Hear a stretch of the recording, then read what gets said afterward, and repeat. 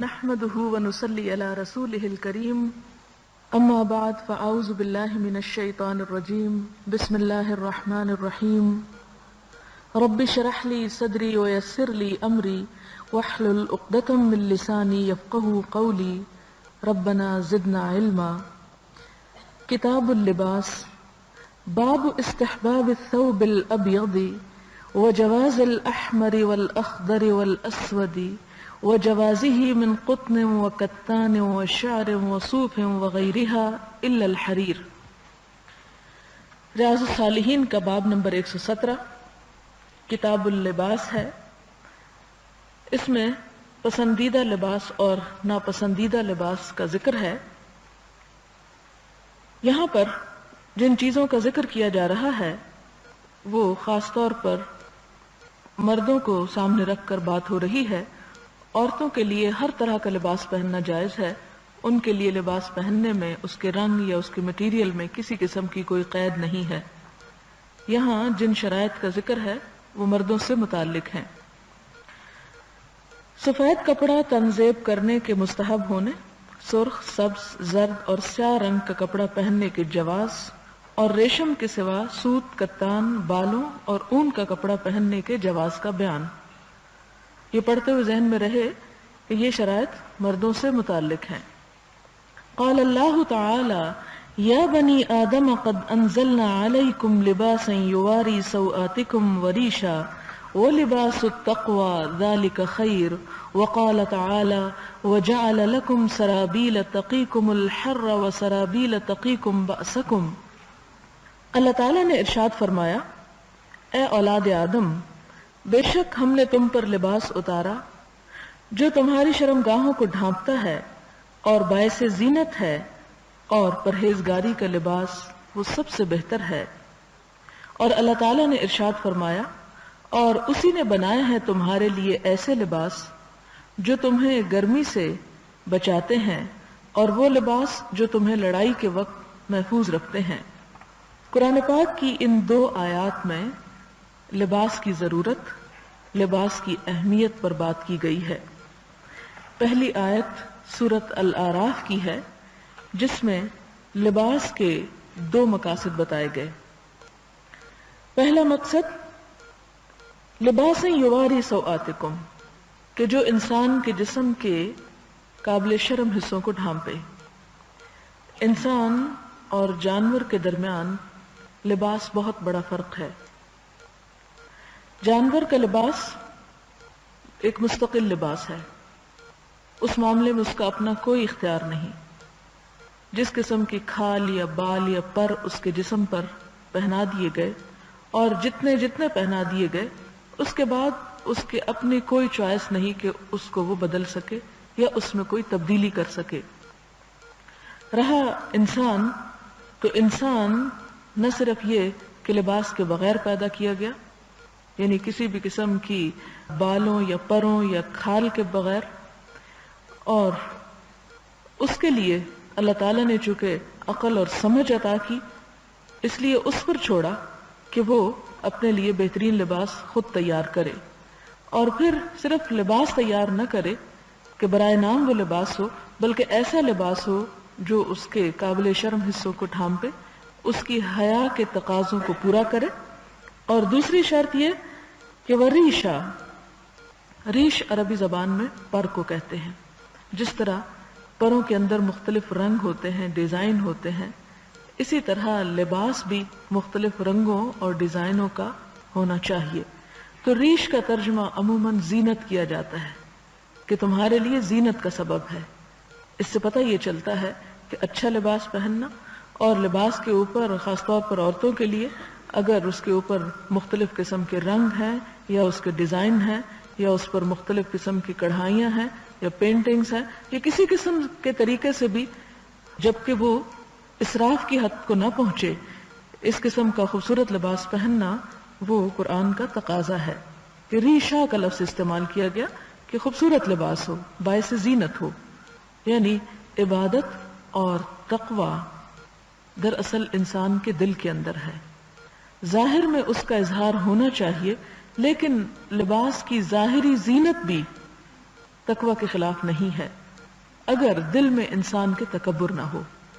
جیسا کہ حضرت عائشہ رضی اللہ تعالی عنہا نے آپ صلی اللہ علیہ وسلم سے عرض کیا کہ انسان چاہتا ہے کہ اس کا لباس خوبصورت ہو، اس کے جوتے اچھے ہوں، کیا یہ تکبر میں آتا ہے؟ تو آپ نے فرمایا نہیں، یہ تکبر نہیں ہے. تکبر ہے حق کو چٹلانا اور لوگوں کو حقیر سمجھنا. اگر انسان کو اللہ تعالیٰ اچھا پہننے کا ذوق اور موقع عطا کرتا ہے تو اسے پہننے میں کوئی حرج نہیں، اپنی حیثیت کے مطابق وہ ضرور پہنے، لیکن یہ نہیں کہ وہ پہننے کے بعد دوسروں کو حقیر سمجھے یا جنہیں وہ پہننا میسر نہیں ان کو ذلیل اور رسوا کرے یا ان پر حقارت کی نگاہیں ڈالے. لہذا پہلا تقاضا یہ کہ شرم و حیا کے تقاضوں کو پورا کرے، اور نمبر 2 وریشا، خوبصورتی کا سبب ہو، زینت کا سبب ہو. اور اسی طرح ریش جو ہے، چونکہ پروں کو کہتے ہیں، اور پر جو ہے وہ پرندے کے جسم کو حفاظت بھی دیتے ہیں اور اسے گرمی اور سردی سے محفوظ بھی رکھتے ہیں. اب دیکھیں کہ اگر پرندے کی صرف سکن ہوتی جس میں پر جڑے ہوئے ہوتے ہیں تو وہ اگر دھوپ میں اور ٹھنڈک میں ایکسپوز ہوتی تو آپ اس سے اندازہ لگا سکتے ہیں کہ وہ سکن جو ہے وہ جل کے رہ جاتی، نقصان دہ ہوتا اس کے لیے. لیکن جب وہ اس کے اوپر پر آ جاتے ہیں تو وہ نہ صرف یہ کہ خوبصورتی کا کام دیتے ہیں بلکہ اسے موسمی اثرات سے بھی بچاتے ہیں. لہذا لباس ایسا بھی ہونا چاہیے کہ جو انسان کو گرم سرد موسم کی شدت سے بھی محفوظ رکھے. کیوں؟ اس لیے کہ اپنی جان اور جسم کی حفاظت کرنا یہ بھی دینی فرائض میں سے ہے. انسان جان بوجھ کر ایسا لباس نہ پہنے کہ جس کی وجہ سے وہ بیمار ہو یا جس کی وجہ سے وہ اپنے آپ کو کوئی نقصان پہنچائے. لہذا یہ الفاظ تو 2 ہیں لیکن ان کے اندر معنی کی ایک دنیا چھپی ہوئی ہے اور پورا فلسفہ لباس کا بیان کر دیا گیا ہے کہ جس میں ایک اعتدال سامنے آتا ہے.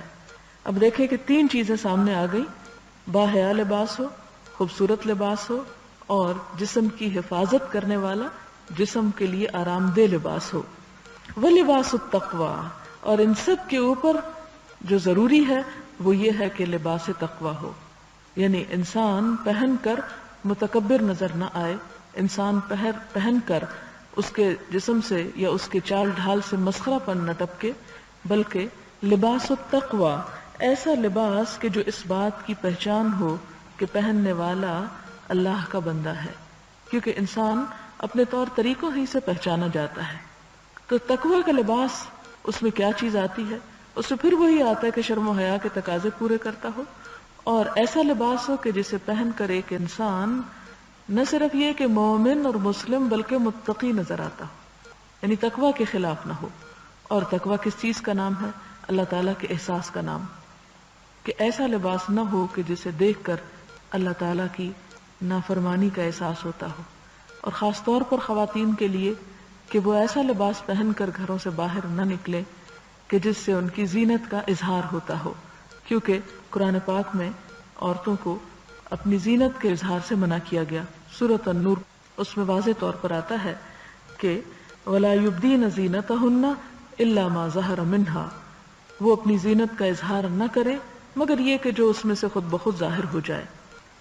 تو لباس التقویٰ میں جو چیز سامنے آتی ہے وہ یہ کہ تقویٰ چونکہ دل کی کیفیت کا نام ہے، لباس کا اگر کوڈ مقرر بھی کر دیا جائے کہ اتنی اونچائی اور اتنی چوڑائی اور اتنی لمبائی، تو بھی تقویٰ کی ضمن میں وہ نہیں آئے گا. اس لیے اسلام نے یہ تو نہیں آپ کو بتایا کہ قمیض کتنے گز لمبی ہو یا کتنی چھوٹی ہو سکتی ہے، لیکن اس نے حدود اور تقاضے جو ہیں وہ بتا دیے کہ کیا کچھ چاہیے اللہ تعالیٰ کو. شرم و حیا کا حفاظت، زینت، جسم کی حفاظت، اور پھر اللہ تعالیٰ کی حدود کی پاسداری. لباس پہن کر انسان کی پہچان بطور ایک مسلمان کے ہو، اللہ کے بندے کے ہو. پھر اس کے بعد دوسری سورت النحل میں پھر لباس کے بارے میں بات کی اور فرمایا کہ یہ اللہ تعالیٰ کی نشانیوں میں سے ہے کہ اس نے تمہارے لیے لباس بنائے جو تمہیں گرمی سے بچاتے ہیں، یعنی موسم کی شدت سے بچاتا ہے، اور تمہیں آپس کی جنگ سے بچاتا ہے. یعنی ویسے تو انسان ایسا ہی لباس پہنے گا کہ جو اس کے سارے تقاضے پورے کرے جس کا ذکر کیا گیا، لیکن یہاں پر ایسے لباس پہننے کی طرف بھی اشارہ ہے کہ جو انسان کو جنگ کی تکلیف سے محفوظ رکھتا ہو۔ اس سے پتہ چلتا ہے کہ اپنی حفاظت کے لیے کوئی ایسی جیکٹ پہننا کہ جس سے انسان دشمن کے وار سے محفوظ رہے، یا جیسے پرانے زمانے میں لوہے کی زرہیں وغیرہ اور لوہے کے ایسے لباس پہنے جاتے تھے کہ جس سے دشمن کے وار سے محفوظ رہا جائے، تو ایسے لباس پہننا تقوی اور توکل کے خلاف نہیں ہے، ان کے پہننے کی طرف بھی اشارہ کیا گیا۔ جیسا کہ آپ جانتے ہیں کہ زرہ جو ہے یہ تو ہے بھی ایک پیغمبر کی ایجاد۔ اب اس سلسلے میں احادیث ہیں۔ وعن ابن عباس رضی اللہ عنہما ان رسول اللہ صلی اللہ علیہ وسلم قال البسوا من ثيابكم البياض فإنها من خير ثيابكم وكفنوا فيها موتاكم رواه ابو داود والترمذي وقال حدیث حسن صحیح۔ حضرت ابن عباس رضی اللہ تعالی عنہما سے مروی ہے کہ حضور صلی اللہ علیہ وسلم نے فرمایا، سفید کپڑے پہنا کرو کیونکہ وہ تمہارے کپڑوں میں سے بہترین ہیں، اور اپنے مردوں کو سفید کپڑوں کا ہی کفن پہنایا کرو۔ اس کو ابو داؤد اور ترمذی نے روایت کیا اور کہا کہ یہ حدیث حسن اور صحیح ہے۔ یہاں پھر یاد دہانی کراتی چلوں کہ سفید لباس مردوں کے لیے پسندیدہ ہے، اگرچہ وہ دوسرے کلرز بھی پہن سکتے ہیں، لیکن یہ نہیں کہ دوسرے کلر پہننا گناہ ہے یا مکروہ ہے یا حرام ہے، نہیں، وہ پہنے جا سکتے ہیں، لیکن سفید آپ صلی اللہ علیہ وسلم نے سب سے زیادہ پسند کیا۔ اور پھر خاص طور پر مردوں کے لیے، عورتوں کے لیے اس کی کوئی تخصیص نہیں، عورتیں کسی بھی رنگ کا لباس پہن سکتی ہیں، لیکن مردوں کے لیے پھر سفید کپڑا کا پہنایا جانا یعنی کفن کا سفید ہونا زیادہ پسندیدہ ہے۔ اس کا یہ مطلب نہیں کہ کفن صرف سفید ہی ہو سکتا ہے، کالا یا سبز یا کوئی اور رنگ نہیں ہو سکتا، کوئی بھی رنگ ہو سکتا ہے، لیکن سفید پہنانا افضل ہے۔ اگر سفید مہیا نہیں، میسر نہیں، کوئی ایسی جگہ ہے کہ جہاں نیا کپڑا بھی نہیں، تو ایون پرانے کپڑے میں بھی میت کو لپیٹ سکتے ہیں۔ سفید رنگ کا کفن جو ہے یہ ایک آئیڈیل سچویشن ہے کہ جہاں کسی کو میسر ہو، اور پھر وہ بھی یہ کہ نیا ہو اور لٹھے کا ہو اور کورا ہو اور نہ جانے کیا کیا شرائط ہوتی ہیں۔ لیکن آپ دیکھیں کہ بعض اوقات بھوک کے ساتھ افریقہ میں بے شمار لوگ مر جاتے ہیں، بعض اوقات کئی جنگوں میں مر جاتے ہیں، تو آپ نے دیکھا ہوگا کہ کس طرح ایک ایک گڑھے میں کئی کئی ڈال رہے ہوتے ہیں، تو وہاں تو کھانے کو نہیں ملتا تو کفن کہاں نصیب ہوگا۔ تو ایسی صورت میں کہ اس سے اگر اتنے برے حالات نہیں، اگر ایسے حالات ہوں کہ کچھ بھی میسر نہیں، تو پھر ایٹ لیسٹ پتوں سے ہی لپیٹ دینا چاہیے، کیونکہ جس میں انسانی کا احترام ہے کہ مرتے وقت، اسے رخصت کرتے وقت اسے کسی نہ کسی چیز کے اندر لپیٹنا چاہیے۔ اگرچہ سب کو معلوم ہے کہ قبر میں ڈالنے کے بعد جسم کو مٹی کھا جاتی ہے اور انسان ختم ہو کے رہ جاتا ہے، جہاں سے یہ ہاتھ پاؤں آتے ہیں، یعنی انسانی جسم جس مٹی سے بنتا ہے، ظاہر ہے جو غذائیں بھی ہم کھاتے ہیں، جو کچھ بھی آتا ہے ہمارے پاس، وہ زمین سے اگتا ہے، پانی بھی زمین سے نکلتا ہے۔ اس کے علاوہ جانوروں کا گوشت وغیرہ جو کھایا جاتا ہے وہ بھی دراصل زمینی سے غذا حاصل کرتے ہیں۔ تو انسان کی اصل مٹی ہے اور پھر واپس اسی میں مٹی ہو جاتا ہے، ہونے کے بعد پھر کچھ نہیں باقی بچتا۔ لیکن اس کے باوجود اسلام میں جو تہذیب اور تمیز سکھائی گئی، اس کا تقاضا یہ ہے کہ مردوں کو احترام کے ساتھ دفن کرو، اور ان کے لیے پسندیدہ ترین لباس سفید رنگ کا لباس ہے۔ اس حدیث کو ابو داؤد اور ترمذی دو حدیث کی کتابوں نے روایت کیا ہے، ایک روایت میں یہ حسن کے درجے پر ہے اور دوسری میں صحیح کے درجے پر۔ جیسا کہ آپ جانتے ہیں کہ حسن اچھے کو کہتے ہیں اور صحیح درست کو کہتے ہیں۔ حسن کا درجہ صحیح سے ایک درجہ کم ہوتا ہے۔ صحیح حدیث میں اعلیٰ ترین مقام ہے جس میں 6 شرائط ہوتی ہیں، لیکن حسن کے اندر 5 شرائط ہوتی ہیں۔ اگلی حدیث عن سمرۃ رضی اللہ عنہ قال قال رسول اللہ صلی اللہ علیہ وسلم البسوا البیاض فإنها أطهر وأطيب وكفنوا فيها موتاكم رواه النسائی والحاکم وقال حدیث صحیح۔ حضرت سمرہ رضی اللہ عنہ سے مروی ہے، فرماتے ہیں کہ حضور صلی اللہ علیہ وسلم نے فرمایا، سفید کپڑے پہنا کرو اس لیے کہ وہ پاکیزہ اور عمدہ ہوتے ہیں، اور انہی میں اپنے مردوں کی تکفین یعنی کفن دیا کرو۔ اس کو نسائی اور حاکم نے بیان کیا اور کہا کہ یہ حدیث صحیح ہے۔ یہاں پر الفاظ تقریباً ملتے جلتے ہیں، صرف جس لفظ کا اضافہ کیا گیا وہ ہے فَإِنَّهَا أَطْهَرُ وَأَطْيَبُ، اطہر زیادہ پاکیزہ۔ اور یہ بات ہے بھی واضح کہ سفید کپڑے کے اوپر ہلکا سا داغ بھی نمایاں ہو جاتا ہے، جبکہ اس کے مقابلے میں اگر آف وائٹ بھی ہو یا کوئی اور کلر ہو تو اس میں میل اس طرح نظر نہیں آتا جس طرح سفید کپڑے میں آتا ہے۔ اس لیے اس سے آپ اندازہ لگائیں کہ سفید کپڑے کی اہمیت کس لیے ہے۔ دراصل اس لیے ہے کہ اسلام انسان کو زیادہ سے زیادہ صاف ستھرا اور پاکیزہ رہنے کی طرف متوجہ کرتا ہے۔ حالانکہ آپ دیکھیں کہ حضور صلی اللہ علیہ وسلم کے زمانے میں پانی بھی بہت زیادہ میسر نہیں تھا، صابن بھی بہت نہیں تھا، اور بھی بڑی سہولتیں نہیں تھی، نہ ان کے استری کی اور نہ صاف کرنے کی، لیکن اس کے باوجود ان حالات میں بھی جو پسندیدہ قرار دیا گیا وہ سفید ہی، کہ اگرچہ اس کو صاف رکھنے میں، اس کو مینٹین کرنے میں دقت ہوتی ہے، لیکن اس کے باوجود وہ پسندیدہ ترین ہے۔ اور پھر یہ دوسری بات یہ فرمائی گئی کہ اطیب زیادہ عمدہ ہے، کہ اس سفید کے ساتھ پاکیزگی کا خود بخود ایک تصور ابھرتا ہے، انسان کے احساسات اور جذبات مختلف ہونے لگتے ہیں، اور خصوصاً عبادات کے موقع پر۔ آپ کو اگر کسی حج یا عمرے پر جانے کا اتفاق ہوا ہو تو آپ دیکھیں کہ جب سب لوگ سفید احرام میں ہوتے ہیں، اور خاص طور پر سعی کے وقت آپ ان کو ایک جگہ پر دیکھیں، کیونکہ طواف میں تو وہ لوگ بھی طواف کر رہے ہوتے ہیں جو احرام میں نہیں ہوتے، لیکن سعی صرف وہی لوگ کرتے ہیں کہ جو احرام پہنے ہوئے ہوتے ہیں۔ تو اس وقت کی اگر آپ کبھی جھلکی دیکھیں تو ایک خاص منظر ہوتا ہے کہ سب کے سب سفید لباس میں گھوم پھر رہے ہوتے ہیں۔ تو یہ ایک عمدہ منظر کی طرف بھی اشارہ کیا گیا، اور مسلمانوں کی اکثر عبادات جو ہیں وہ اجتماعی ہیں، جیسے نمازیں جماعت سے پڑھنے کا حکم ہے۔ پھر یاد دہانی کر رہا ہوں کہ خصوصیت سے مردوں کے ساتھ شرائط کا ذکر ہو رہا ہے اس باب میں، اور پھر جمعے کی نماز بھی۔ تو اس میں آپ دیکھیں کہ سفید لباس میں جب عبادت ادا کی جاتی ہے تو اس میں پاکیزگی اور عمدگی کا احساس زیادہ ابھرتا ہے بنسبت کسی اور رنگ کے، تو اسی کا یہاں اس حدیث میں ذکر کیا گیا۔ اگلی حدیث ہے وعن البراء رضی اللہ عنہ قال كان رسول اللہ صلی اللہ علیہ وسلم مربوعا وَلَقَدْ رَأَيْتُهُ فِي حُلَّةٍ حَمْرَاءَ مَا رَأَيْتُ شَيْئًا قَطُّ أَحْسَنَ مِنْهُ متفق علیہ۔ حضرت براء رضی اللہ تعالی عنہ سے مروی ہے، فرمایا حضور صلی اللہ علیہ وسلم کا قد درمیانہ تھا، اور میں نے آپ کو سرخ حلہ زیب تن کیے ہوئے دیکھا، میں نے آپ سے حسین تر چیز کبھی اور نہیں دیکھی۔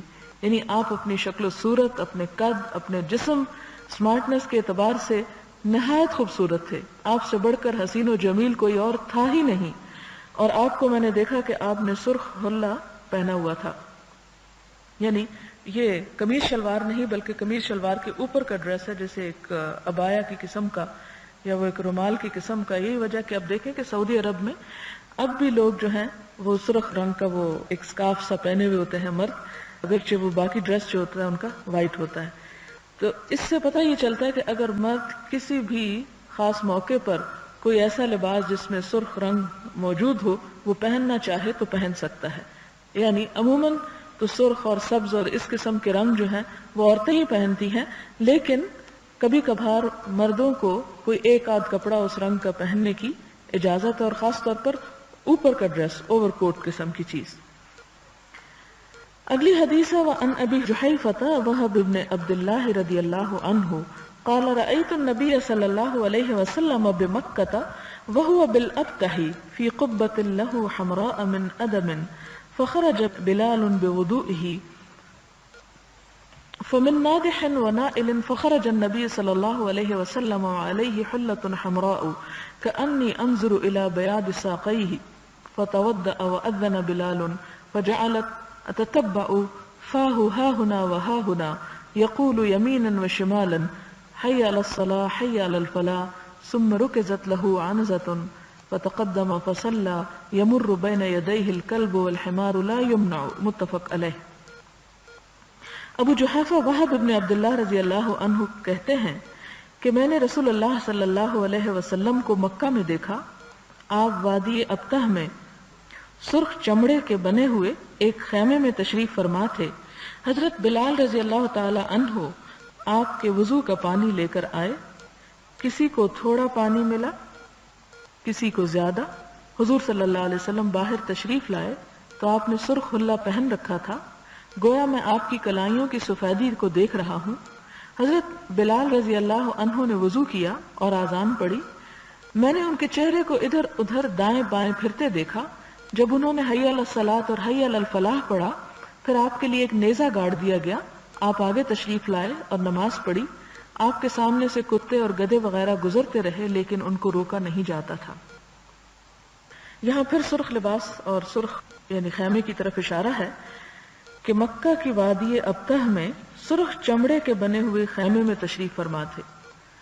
حضرت بلال رضی اللہ تعالیٰ عنہ آپ کو وضو کا پانی لے کر آئے. اس سے یہ پتہ چلتا ہے یعنی عموماً اس بات کو پسند کیا جاتا ہے کہ انسان خود اپنا وضو کرے، لیکن اگر کوئی نیکی کمانے کے لیے کسی دوسرے کو کروانا چاہے تو اس میں بھی کوئی حرج نہیں، اور یہ بھی ایک ثواب کا کام ہے. بچپن میں ایک روایت میں نے سنی تھی، اس کے بعد مجھے کہیں پڑھنے کا اتفاق تو نہیں ہوا، لیکن وہ بات میرے ذہن میں بہت پیوست ہو کر رہ گئی. وہ بات یوں تھی کہ کسی نے ایک اسی طرح قصہ سنا کہ قیامت کے دن انسان جب اٹھایا جائے گا تو اس کی نیکیاں اتنی نہ ہوگی کہ جس سے وہ جنت میں جا سکے، اور صرف اتنی نیکی کی ضرورت ہوگی، یعنی بہت تھوڑی سی نیکی کی ضرورت ہوگی. انسان اپنے والدین کے پاس جائے گا، ماں کے پاس، باپ کے ساتھ، بہن کے پاس، بھائی کے پاس، ایک ایک سے مانگے گا اور کوئی نہیں دے گا، حتیٰ کہ وہ ایک ایسے شخص کے پاس آئے گا جس کو دنیا میں اس نے وضو کروایا ہوگا، اور وہ اس سے مانگے گا جب تو وہ کہے گا کہ اس نیکی کے بدلے میں جو تو نے دنیا میں میرے ساتھ کی تھی، میں تجھے اتنی نیکی دیتا ہوں کہ جس سے تیری بخشش ہو جائے، اور پھر وہ اس کی وجہ سے اس کی بخشش ہو جائے گی. اب مجھے دوبارہ اس کی اوتھینٹسٹی اس واقعے کی چیک کرنے کا مجھے موقع نہیں ملا کبھی، لیکن اگر یہ بات اپنی جگہ پر درست ہے اور درست ہی ہوگی تو یہ ایک بہت بڑی حقیقت ہے، کیونکہ اس کی تائید ایک اور حدیث سے بھی ہوتی ہے کہ آپ صلی اللہ علیہ وسلم نے فرمایا کہ نیکی کے چھوٹے سے کام کو بھی حقیر نہ سمجھو.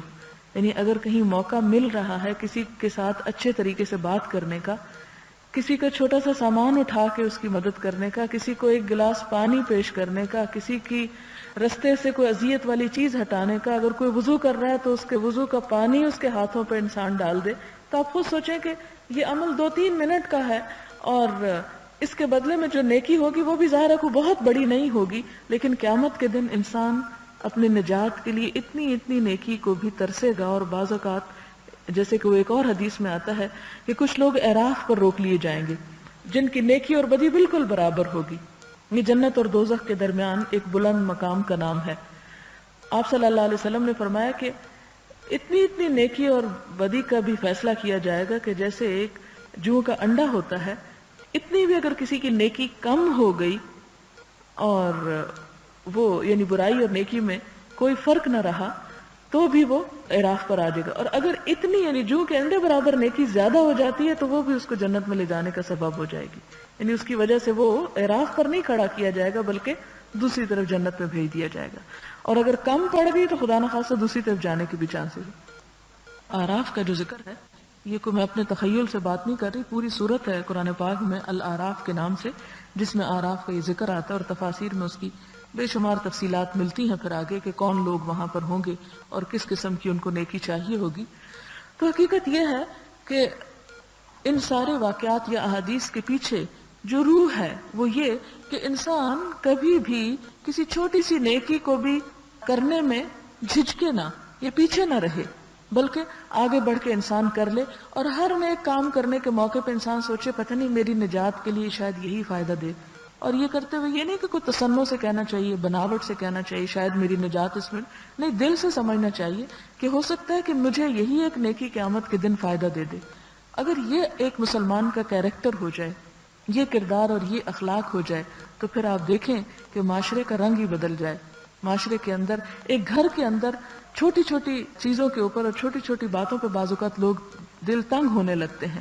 اگر کوئی کسی کی چیز استعمال کر لیتا ہے یا کسی کی کوئی چیز آگے پیچھے کر دیتا ہے یا رکھ دیتا ہے تو بعض اوقات بچے آپس میں جھگڑنے لگتے ہیں یا ان کے دل تنگ ہونے لگتے ہیں، اور بعض اوقات بڑے بھی. آپ دیکھیں ساس بہو کے جھگڑوں کو اگر آپ انالائز کریں تو دیکھیں کہ وہ چیز کیا ہوتی ہے جس کے پیچھے جھگڑے شروع ہوتے ہیں. چھوٹی چھوٹی باتیں ہوتی ہیں، چھوٹی چھوٹی اونچ نیچ ہوتی.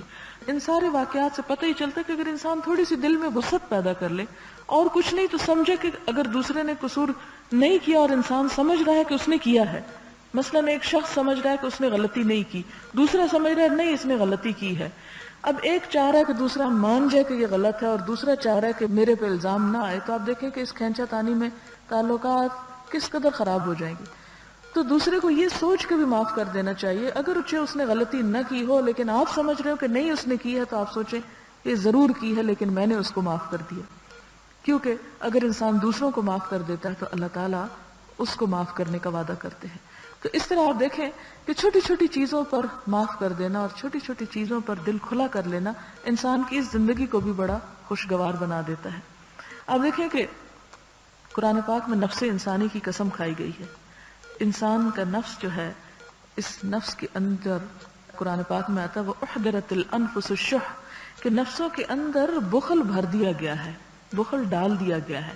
یعنی گویا نفس جو ہے وہ بخل سے تخلیق پایا ہے. یعنی اس کا ایک لازمی حصہ ہے کہ انسان تنگ دل ہوتا ہے، انسان یعنی تھوڑ دلا ہوتا ہے. جیسے کہ ایک اور جگہ پر آتا ہے وَكَانَ الْإِنسَانُ قَتُورًا. تو یہ تھوڑ دلی اور تنگی اور بخل جب انسان کے اندر ہے تو اس کمزوری اور اس خرابی کو دور کرنے کے لیے بہتر طریقہ یہ ہے کہ چھوٹے چھوٹے کام انسان کرنے میں دیر نہ کرے اور اس کے لیے کل کا انتظار نہ کرے. اور سب سے بڑی بات یہ کہ انسان شکر گزاری کا رویہ اختیار کر لے. نفس کی جو کمزوری ہے اس کے خلاف انسان جب اللہ تعالیٰ کا شکر ادا کرتا ہے، یہ تنگی اور بخل جو ہے نا نفس کا، یہ انسان کو اللہ تعالیٰ کا بھی شکر گزار نہیں ہونے دیتا. اور ہر وقت انسان یہ سوچتا رہتا ہے فلاں کے پاس یہ، میرے پاس یہ نہیں ہے، مجھے یہ مشکل ہے، میری یہ پریشانی ہے. اور انسان اپنے آپ کو ہر اس معاملے میں دوسرے سے کمپیئر کرتا ہے جس میں وہ دوسرا اس سے زیادہ بہتر ہوتا ہے. لہٰذا اللہ تعالیٰ انسان سے کیا چاہتے ہیں؟ اللہ تعالیٰ انسان سے شکر چاہتے ہیں. اسے ہم سے کوئی عبادت اور ہمارے سجدوں اور ہمارے روزوں اور زکوٰۃ اور صدقے کی اسے ضرورت کوئی نہیں. یہ سب کچھ جو ہم کرتے ہیں، یہ جو سجدہ بھی کرتے ہیں تو یہ شکر کی ادائیگی کا ایک طریقہ ہے. یہ جو مال اس کے راستے میں نکالتے ہیں تو یہ شکر کی ایک ادائیگی کا طریقہ کہ یا اللہ تو نے ہمیں دیا، ہم شکریہ کے طور پر کسی اور کو دیتے ہیں. اور آپ دیکھیں کہ ہر زبان کا آپ جائزہ لیں، انگریزی میں تھینکس کا لفظ کتنا عام ہے. ہر چھوٹی بڑی بات پہ تھینکس ہے. عربی میں اسی طرح ہر چھوٹی بڑی بات پہ شکرن کے الفاظ ہوتے ہیں. لیکن افسوس کے ساتھ کہنا پڑتا ہے کہ اردو میں یوں محسوس ہوتا ہے کہ شکریہ کا لفظ کسی خاص ہی موقع کے لیے بنا ہے اور بہت کم شکریہ ادا کیا جاتا ہے. حالانکہ یہ اگرچہ کہنے کو صرف ایک رواجن بھی چیز ہے، لیکن چھوٹی چھوٹی باتوں پر اگر انسان کا دل شکر گزار ہوتا ہے دوسرے کا، اس کو یہ نہیں سمجھتا کہ اس کو تو یہ کرنا ہی چاہیے تھا. نہیں، کرنا تو چاہیے ہی ہر انسان کو، اس لیے کہ ہر انسان پر کچھ ذمہ داریاں ہیں، کچھ اس کے فرائض ہیں، کچھ اس کے حقوق ہیں. لیکن اگر کوئی کرتا ہے تو ہمیں اس پر شکر گزار ہونا چاہیے. اور اللہ تعالیٰ نے وعدہ کر رکھا ہے لَإِن شَكَرْتُمْ لَأَزِيدَنَّكُمْ، اگر تم نے شکر ادا کیا تو میں تمہیں ضرور زیادہ دوں گا اور نعمتیں عطا کروں گا.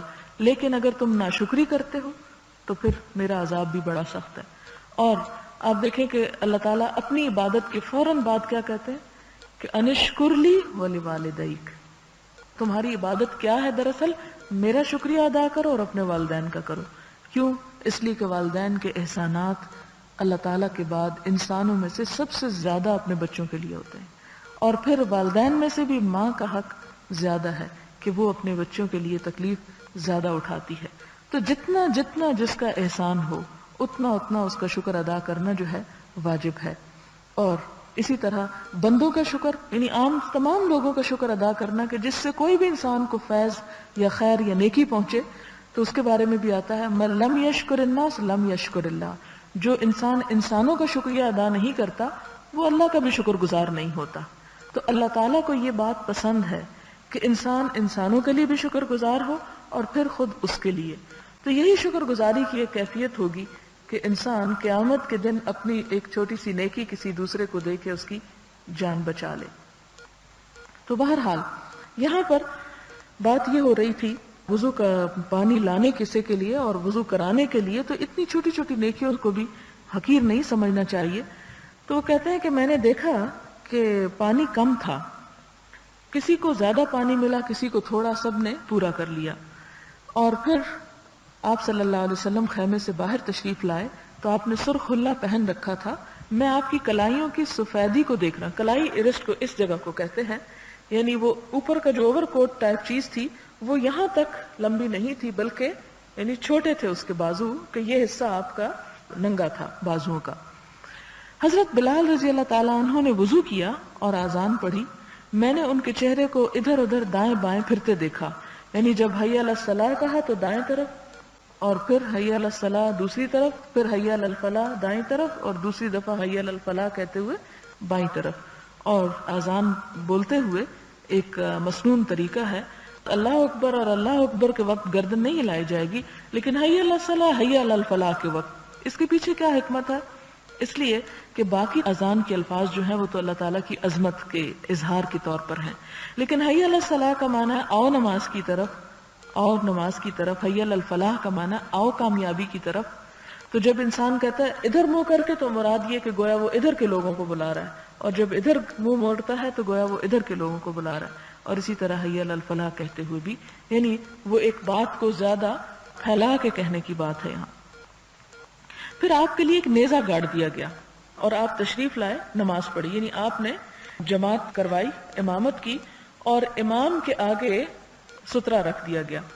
سترہ یہ ہے کہ جب کوئی شخص نماز پڑھے تو اپنے آگے کوئی ایسی چیز رکھ لے کہ آگے سے اگر کوئی گزرے تو پڑھنے والے کی نماز میں خلل نہ آئے اور گزرنے والے کو بھی کوئی گناہ نہ ہو.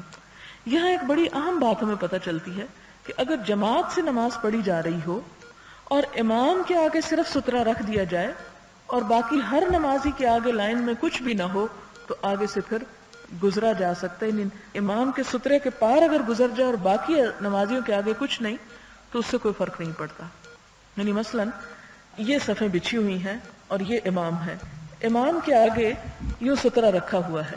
اب اگر ایک شخص صف کے آگے سے گزرنا چاہتا ہے تو ظاہر ہے کہ اس جگہ بھی لوگ کھڑے ہیں، اس جگہ بھی کھڑے ہیں، ان کے آگے کچھ نہیں رکھا ہوا، صرف امام کے آگے رکھا ہوا ہے. تو امام کے آگے رکھی ہوئی چیز تمام لوگوں کے لیے کافی ہو جائے گی، اور ایک شخص اگر آگے سے گزرنا چاہے تو وہ گزر سکتا ہے، اسے گناہ نہیں ہوگا. یہ تو آپ سب کو معلوم ہے کہ نمازی کے آگے سے گزرنے کا بہت سخت گناہ ہے.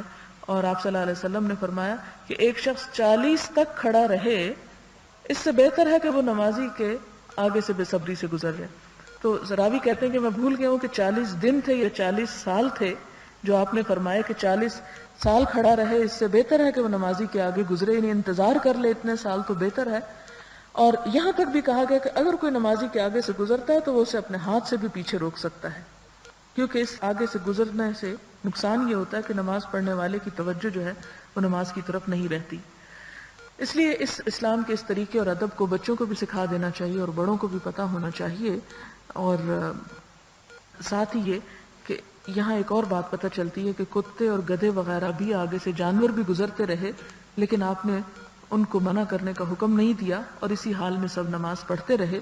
تو اس سے یہ پتہ چلتا ہے کہ نماز کے آگے سے اگر کوئی کتا گزر جاتا ہے یا کوئی جانور گزر جاتا ہے، کوئی گدھا اور بھی شاید کوئی چیز ہو، لیکن ان دو جانوروں کا اس لیے شاید ذکر کیا گیا کہ یہ دونوں ناپسندیدہ جانوروں میں شمار ہوتے ہیں. فرمایا کہ اس سے نماز نہیں ٹوٹتی اگر کسی کے آگے سترہ ہے اور سترے کے پیچھے سے کوئی بھی اس قسم کا بھی جانور گزر جائے. تو یہ بخاری اور مسلم کی روایت ہے.